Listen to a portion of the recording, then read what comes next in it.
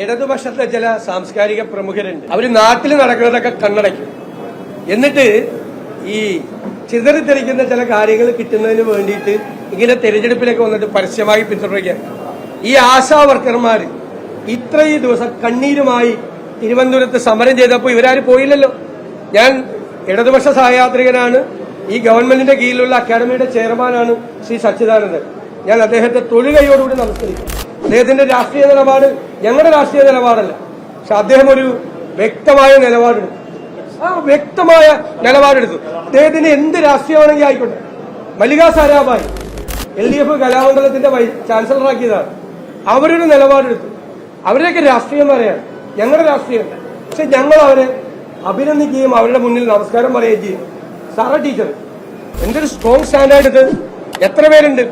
അന്നൊന്നും കാണാത്ത ആളുകളാണ് ഇപ്പൊ തെരഞ്ഞെടുപ്പായി ഇറക്കിയിരിക്കുക. തെരഞ്ഞെടുപ്പ് കേരളത്തിൽ ഒരു പ്രശ്നം വന്നാലും ഇവരൊന്നും കണ്ണുറക്കില്ല, ഇവരൊന്നും കാണില്ല, കണ്ണടയ്ക്കും.